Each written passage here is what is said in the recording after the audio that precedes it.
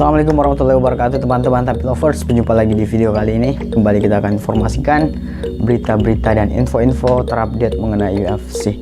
Kalian yang punya pertanyaan, masukan, tulis di bawah di kolom komentar dan langsung dengarkan.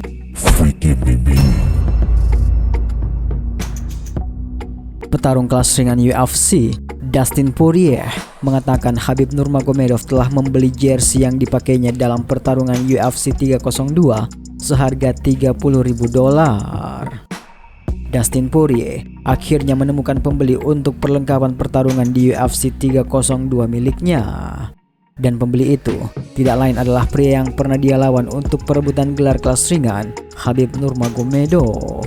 Poirier mengenakan celana pendek motif bunga baru dalam pertarungan UFC 302 melawan Islam Makhachev dalam usaha terakhirnya untuk merebut gelar kelas ringan.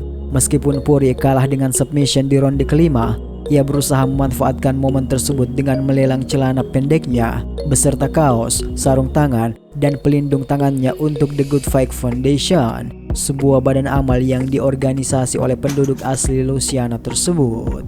Sayangnya, penawar yang sebelumnya tidak menunaikan kewajibannya dan gagal membayar perlengkapan pertarungan tersebut setelah pelelangan selesai. Saat itulah Khabib Nurmagomedov merasa kasihan pada usaha Dustin Poirier dan akhirnya turun tangan. Dalam sebuah wawancara baru-baru ini di MMA Hour, Poirier mengungkapkan bahwa mantan lawannya itu tertarik untuk membeli celana pendek tersebut. Menurut Poirier, Nurmagomedov menepati kesepakatan itu beberapa hari kemudian. Ya, dia membelinya $30.000. Poirier mengatakan manajer Khabib, Ali Abdelaziz, menghubunginya untuk menyelesaikan pembelian perlengkapan pertarungan yang akan menyediakan dana untuk program amal tersebut. Dia berhasil, kami mengirimkannya, ransel sedang diisi, kata Poirier.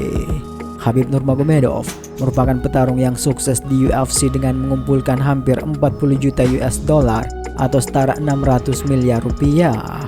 Kekayaan Khabib kemudian digunakan untuk bisnis dan membangun sarana pelatihan di berbagai negara di dunia.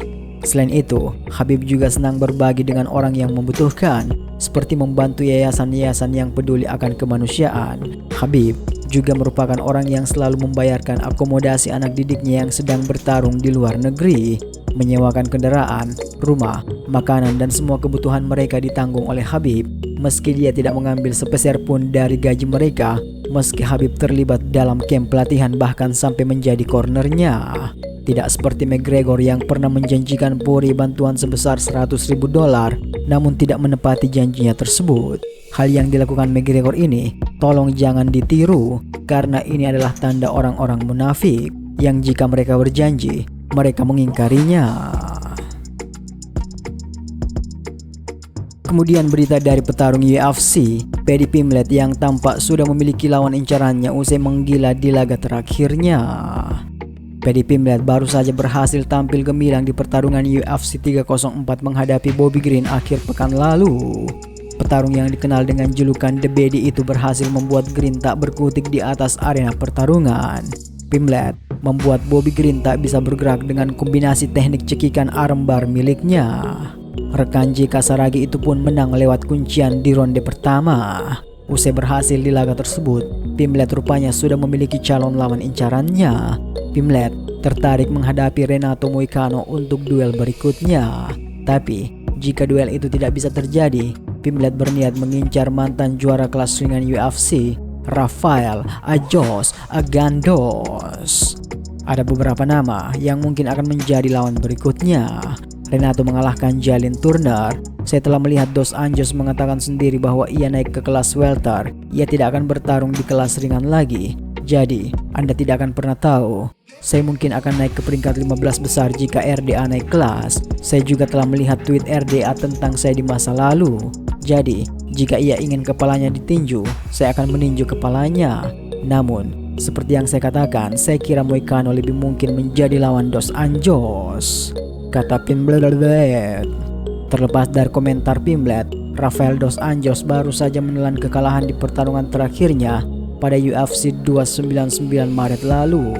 Dalam duel tersebut, Rafael Dos Gandos tumbang di tangan Matthews Gamrot dalam 3 ronde lewat keputusan angka.